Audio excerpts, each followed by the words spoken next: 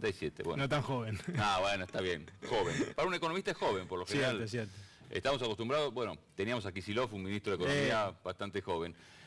Pero bueno, a ver, ustedes elaboraron una medición que de pronto uno piensa, hay tantas complicaciones con la medición, cómo medía el INDEC, cómo mide el INDEC ahora. ¿Cómo hacen ustedes esta medición? ¿Qué hacen para medir la inflación? La idea quizás... O sea, sin la infraestructura que tiene el INDEC, por ejemplo. No, y además la pretensión no es competir con el INDEC. Quizás para el televidente un ejemplo lo puede ilustrar más claro. ¿Vieron cuando uno mira y dice, la inflación fue 46%? ¿La inflación de quién? Dice, eso es lo que variaron los precios de bienes y servicios que todos compramos. Lo que ocurre es que no todos gastamos de la misma manera. Digo, vos gastás de una forma, yo de otra. Tenemos perfiles de gasto que dependen de qué, de lo que ganamos como ingreso, claro, del nivel de vida, pautas culturales, posición geográfica en el país. La premisa que nosotros tenemos es que los hogares que tienen jefes asalariados registrados no tienen el mismo perfil de gasto que el resto de la población. Sí va a haber muchos elementos similares, otros no. Entonces, lo que identificamos es cómo gastan los hogares asalariados. Esa canasta de gasto tiene algunos bienes que no tienen el resto de la población. En otros casos sí son los mismos, alimentos y bebidas, pero no se gastan en la misma proporción.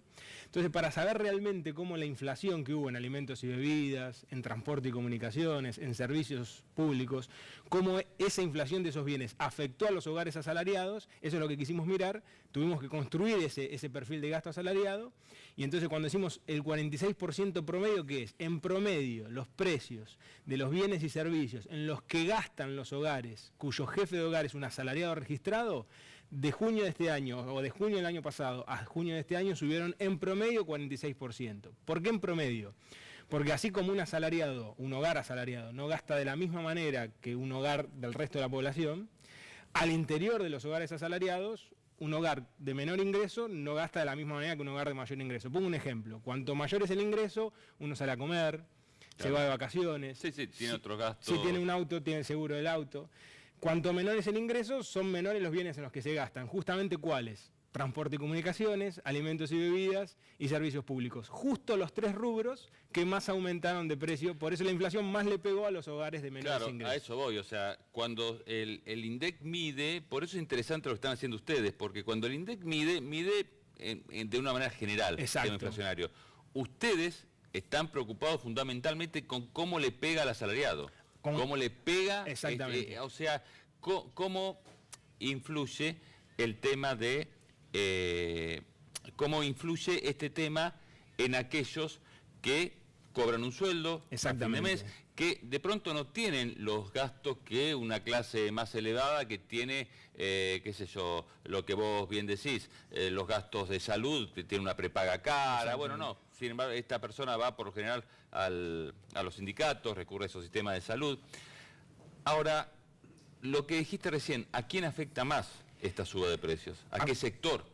Y justamente ese 46 decíamos es promedio. Fíjate una cosa, si uno dividiera todo ese universo de asalariados registrados de hogares, en 10 lo divide, lo que nosotros llamamos deciles, que es un término técnico feo, pero es clasificarlo en función de ingreso. En 10, el decil de ingresos más bajos, ese 10% tuvo una inflación del 52,6% de junio del año pasado a junio de este año. ¿Por qué? Porque justamente esos hogares de menores ingresos se le va casi todo el ingreso en estos bienes que más subieron de precios. Alimentos y bebidas, transporte, el tarifazo de luz, agua, electricidad. O sea, ese asalariado, ese trabajador en blanco, no puede dejar de comer. O sea, quizá no le importa tanto que suba mucho más las salidas para comer afuera. No lo afecta tanto. Claro, pero sí lo afecta el precio del tomate, el precio de la papa, el precio de las tarifas, que eso no lo puede evitar, lo tiene que tener. Un ejemplo muy tonto pero útil. Supongamos que vos y yo gastamos 1.000 pesos en alimentos, pero 1.000 pesos es todo mi ingreso y vos de ingreso tenés 10.000. Si suben los precios de los alimentos, a los dos nos afecta, pero para mí, que es el único gasto todo mi ingreso en alimentos, la inflación me va a pegar, lo digo poco científicamente hablando, mucho más que a vos. Claro. Esta es la idea que está detrás. Cuanto más uno pueda hacer como un zoom, como se dice en términos modernos, un focalizar más en el perfil de gasto de los distintos tipos de hogares, va a llegar a inflaciones diferentes. La inflación es un poco como la fiebre, ¿no? Es decir, un problema es la calidad del termómetro, pero después cada paciente tiene una fiebre particular. Luis, vos tenías una pregunta para hacerle. Sí, el peso específico de lo que tiene que ver, obviamente, un Instituto Estadístico de Trabajadores, en un momento de unidad de la CGT se conjugan muchas cosas, pero con tanto esfuerzo lo presentaron y ellos tienen muchas luces de alerta a lo que vendrá en la economía futuro. Quizás es complicado vaticinar, pero me animo a trasladar la pregunta de muchos que van por la calle hoy, ¿no? Bueno, justamente una de las preocupaciones asociadas a esta inflación es que aún los gremios que cerraron en sus paritarias con aumentos salariales relativamente elevados, un promedio de 35, 37%, en algunos casos por encima del 40%, pero está claro que el poder adquisitivo del salario ya perdió en este tramo del año, y aún recomponiéndose los salarios en la segunda mitad es probable que hacia fin de año dé igualmente en términos netos una pérdida de poder adquisitivo de los salarios. ¿Por qué preocupa eso? Preocupa desde el punto de vista socioeconómico, porque generalmente cuando eso pasa, evidentemente aumenta la precariedad del mercado de trabajo, esto suele estar asociado a pérdidas de empleo, está asociado a que la actividad económica y el mercado interno no se mueve. Y hay otra preocupación, que es que cuando cae el poder adquisitivo del salario, lo que los televidentes tienen que saber es que para que una economía crezca tiene que producir, y claro, para producir tiene que vender, y para vender alguien tiene que comprar. Y dentro de eso, que comprar es la demanda, el principal componente de la demanda es el consumo, y el consumo tiene 4 palancas. Jubilaciones, pensiones, el crédito que haya y sobre todo y fundamentalmente salario. Claro. Pero el tema de consumir también puede tener una trampa en que me parece que en los 90 también se cayó. Y yo lo estoy viendo ahora con el tema de los importados, que hay una gran alerta por los importados. Si uno trae importados, de pronto son quizás más baratos que productos locales, y uno dice, bueno, se puede consumir un poco más. Pero ese importado, ustedes lo estarán midiendo, afecta al trabajador, porque puede venir con pérdida de trabajo. Viene necesariamente. De hecho, es importante el ejemplo que pones, porque en los 90, una de las maneras con las que Cavallo logró bajar los precios fue abrir la economía totalmente. Y como había en el mercado mundial bienes con precios muy bajos, obviamente entraban y le ponían un techo a los precios adentro. Pero ¿qué ocurría? Los sectores que no podían competir con eso, quebraban.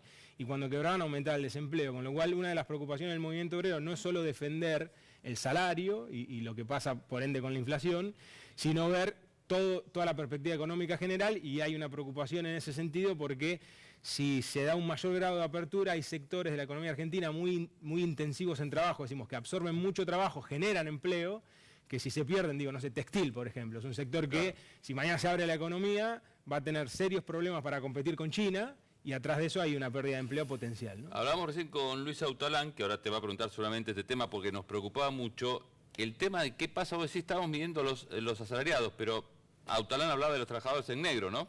Sí, exactamente. ¿Qué pasa con aquellos que no están medidos por el registro? Inclusive le dejo una postdata, Jorge. Yo sé que Mariano es hincha de Racing, así que las preguntas difíciles no lo complican. ¿En cuánto estima él hoy la reinserción laboral en el país?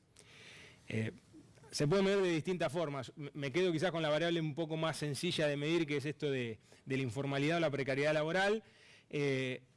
A pesar de todo lo que se había mejorado en la última década y pico, tenemos un núcleo de informalidad laboral y precariedad muy fuerte que no había bajado del 30%, 35%. Hoy es probable que eso ya esté en el 40%, fruto de que obviamente cuando la actividad económica empieza a caer, se generan menos empleos.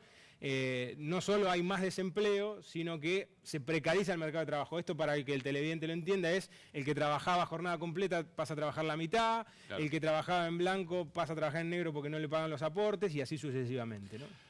Ustedes hicieron, obviamente, están registrando y están viendo lo que estamos viendo acá, ¿no? En los mercados, en el supermercado, la gente que está comprando acá distintos artículos. ¿Qué es lo que más le preocupa? ¿Qué vieron que le llame la atención de, no sé, de recorrer esto, este señor que está preparando ahí la carne, pescado, la verdura? ¿Qué es lo que ustedes vieron y dijeron, upa, mirá esto, cómo la gente le cuesta? Mirá, los tomates es algo que nos preocupa. Lo que nos preocupa mucho es un fenómeno incipiente, que siempre ocurre esto cuando hay mucha inflación y persistente, es que los hogares de menores ingresos cambian la pauta de consumo. Dejan, por ejemplo, la carne roja subió muchísimo.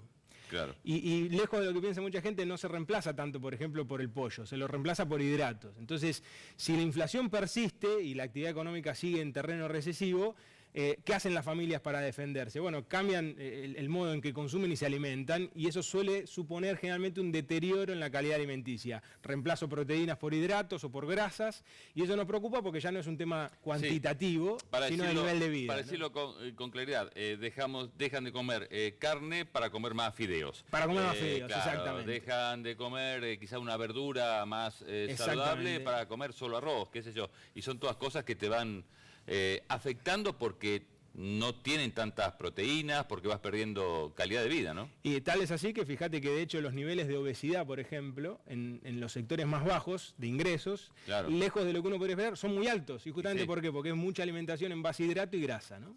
Sí. ¿A vos te preocupó eso? Lo que también me llama la atención es el tema de lo que está pasando con la manteca, por ejemplo. Sí.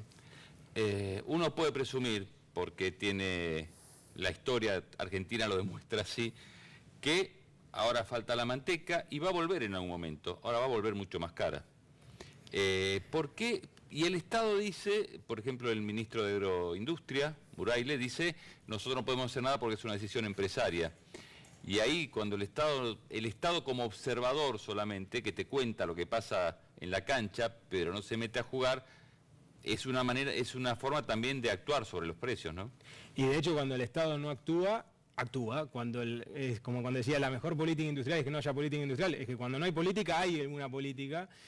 Yo soy partidario de que justamente el Estado regule, ¿no? Y fíjense que, por ejemplo, la CAME, la Confederación Argentina de Mediana Empresa, tiene un estudio muy interesante de ver cuánto vale un producto desde que lo saca el productor hasta que llega a la góndola. Entonces, por ejemplo, el litro de leche, lo que cobra el productor, que no tiene casi ni relación con lo que vale en la góndola, lo cual muestra algo muy interesante, que es el precio de un bien, cómo se genera y en cómo se reparte ese precio, quién se apropia de ese precio, ¿no? Y justamente, ¿por qué la CAME hace ese estudio? Justamente porque dice, bueno, el Estado tiene que regular para que quien se apropie de ese precio y de la rentabilidad sean justamente los sectores que más lo necesitan, que más propensión a invertir tienen, que suele ser la pequeña y mediana empresa, ¿no? Hablamos del tema de la manteca, ¿no? Ustedes vieron un poco qué puede pasar con ese tipo de casos, porque, a ver, pasó algo así con el aceite, ahora pasa con la manteca, el tema lácteo. No, nosotros no hemos hecho análisis en particular de productos, pero sí no hemos hecho análisis en cuanto a análisis productivo, ¿no? Claro. Sí registramos esa suba de precios y por eso, como te decía antes, que justamente los tres rubros, alimentos y bebidas, transporte y comunicaciones y servicios, explican el 65, casi 70% de la inflación del último año, ¿no? Luis se sabe la vaina por preguntar, dejémoslo. Sí, porque es académico y además porque es un conocedor de la economía internacional pese a su juventud. No soy su vocero, pero quiero que le diga a la audiencia de Crónica, trabajadores si los hay, si la flexibilización laboral está en el horizonte no solo de la región, sino de América. Es decir, digo concretamente, la pérdida de derechos laborales adquiridos que costó mucho conseguir, Mariano. Sí, que está en el horizonte, sí, pero desde siempre lo que ocurre es que el escenario... ¿Más cerca ahora? Sí, más cerca porque el escenario político, económico, internacional brinda hoy condiciones más favorables para que esos intereses se sientan con más fuerza para llevar adelante esas propuestas. Yo lo que recordaría al televidente es que el espíritu de la flexibilización laboral, ¿cuál es? Yo flexibilizo el mercado de trabajo y genero más empleo. Toda la evidencia histórica en Argentina, en la región y en el mundo, lo que muestra es que, por el contrario, toda propuesta de flexibilización laboral ha terminado en destruir empleos y no en generarlos. Te saco la pregunta que te va a hacer Luis, porque la pregunta que viene a esto es, entonces, ¿nos conviene la Alianza del Pacífico? Porque estamos mirando con mucha más atención al Pacífico que al Mercosur.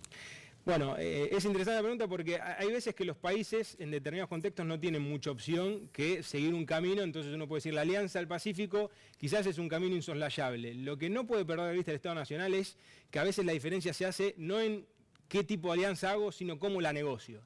Si Argentina va a ir a negociar, por ejemplo, con el Pacífico o con Europa, va a entregar toda su industria a cambio de nada en el agro, eso no le sirve. Entonces yo creo que ahí necesita una mirada estratégica y el Mercosur es cierto que está dejado de lado, pero en parte han sido responsables de esto los propios integrantes del Mercosur, con especial responsabilidad de Brasil y Argentina, porque por ejemplo Brasil, a diferencia de lo que hace China con sus países satélites en Asia, Brasil ha tenido una política bastante agresiva con el resto de los socios miembros, y hay que decirlo también, Argentina y Brasil contra Uruguay y Paraguay, y lo mismo Venezuela. Yo hoy no veo que el Mercosur se le esté dando la importancia estratégica de vida, y vemos con preocupación de que Argentina vaya a alianzas que quizás son insoslayables desde el punto de vista comercial, financiero, como la del Pacífico, pero que se vaya a negociar sin una mirada estratégica que termine en dar mucho más a cambio de muy poco. Estábamos hablando recién, me decías, de comportamientos. Sí. Comportamientos que tienen que ver con el consumo, comportamientos que tienen que ver con el bolsillo, sí. Está más flaco, ¿qué hago? Clases medias altas, de pronto dejan de salir a comer afuera, se compran unos libros menos, las vacaciones son de menor nivel. Ahora, en la medida que vamos bajando en cuanto al nivel adquisitivo, se empiezan a dejar otras cosas. Más básicas. Más básicas. Exactamente. ¿Hasta dónde llega eso, no? ¿Cuáles son las cosas que uno va dejando de comprar que en realidad son absolutamente necesarias, ¿no? ¿Hasta qué punto se llega? Porque uno empieza con, bueno, las segundas marcas, pero a veces no alcanza eso.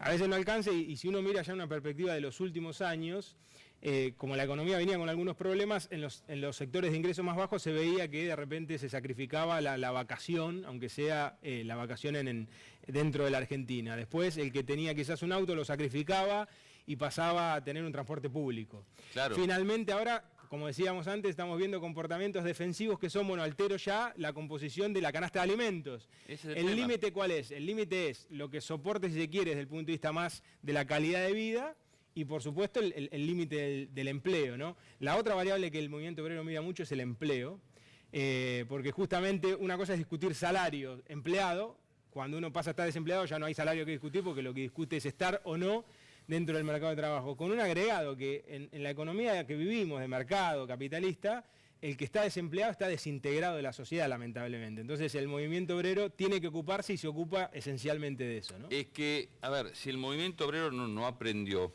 de lo que fueron los 90, exactamente. Todos recuerdan, en un momento el surgimiento de los movimientos piqueteros tenían que ver con gente que se quedó sin trabajo y que se quedó por fuera del movimiento gremial, porque se quedó sin trabajo. Sí, bueno, hay una anécdota que yo siempre cuento cuando arranqué profesionalmente, un famoso sindicalista ahora fallecido, yo hablando de que por qué no reclamaban más salarios, era en los 90, y me dijo, pibe, con 25% de desempleo es difícil reclamar salario. Entonces, yo creo que la moraleja que hoy sabe el movimiento obrero, cuando por ejemplo el ministro Pradegay le dice, no peleen por salario, peleen por empleo, ¿qué sabe el movimiento obrero? Que si no pelea por salario, no hay empleo. Claro. A ver, un tema que tiene que ver con las perspectivas. Cuando hay un ajuste tradicional, esté el gobierno que esté y sea el color que sea, obviamente la inflación va bajando porque la gente compra menos. Sí. Y se va a notar ahora que la inflación va a empezar a bajar. En términos generales va a bajar porque hay menos consumo. Ahora, ¿eso hasta dónde puede llegar? Bajar la inflación de esa manera. Bueno, yo creo que el drama, ¿sabes cuál es? Que en la Argentina la inflación no tiene casi nada que ver con la actividad económica. Y te digo un dato para que lo veamos. A ver, ¿cómo es eso? Y fíjate, recordemos desde la salida de la convertibilidad para acá los años más inflacionarios. 2002 hubo recesión. 2014, 38% de inflación, hubo recesión. 2016 va a ser el año más inflacionario, año recesivo. En algunas experiencias históricas, incluso la Argentina, la recesión sirve para bajar la inflación, pero en otros, como el presente, no. O dicho de otra manera, ¿puede la recesión terminar bajando la inflación en línea con lo que decía? Sí, pero a un costo muy, muy alto, claro, en materia de empleo. Entonces, la realidad argentina de hoy, por eso yo llamo la atención, guarda que si el mecanismo o el instrumento para bajar la inflación va a ser la recesión, el costo económico y social va a ser altísimo. Hay una palabrita relativamente nueva que se llama, que se dice estanflación. Bueno, ahí está. ¿Qué dice? Estamos estancados, pero con inflación. Es eso exactamente. Vos fíjate que, ¿cuándo surge ese término? Surge allá por los 70, 80, porque en general, ¿qué creían los economistas? Que, bueno, la recesión era mala, pero tenía un beneficio colateral, que era bajar la inflación. Cuando empezó a ocurrir que la recesión no bajaba la inflación, dijeron, ¿qué está pasando? Está ocurriendo algo raro que se llama estanflación. Y ahí se dieron cuenta de que había una relación diferente, que no todas las circunstancias eran lo mismo, y que a veces la inflación no se baja con recesión, y que hay que atacarla con otros instrumentos, ¿no? Mariano y Miguel, muchas gracias. Para, una pregunta. ¿Podés decir quién era el sindicalista que te dijo eso? Palacios, fallecido, me acuerdo en un congreso que yo expuse y después me vino y me dijo muy buena exposición, pero me hizo una crítica constructiva, como diciendo, no nos critiques a nosotros por no reclamar salarios cuando hay un nivel de desempleo que nos obliga a ocuparnos del empleo. Yo la verdad que tiempo después lo encontré y le dije, bueno, pero Bocha, le decían, le digo, mira Bocha, que es cierto lo que decís, pero si no se cuida el salario, como el salario hace al poder adquisitivo, no va a haber mercado interno, y si no hay mercado interno, las pymes, que son las que más generan empleo, no lo van a poder generar. Mariano, muchas gracias. Vamos a un corte y seguimos en Siempre Noticias.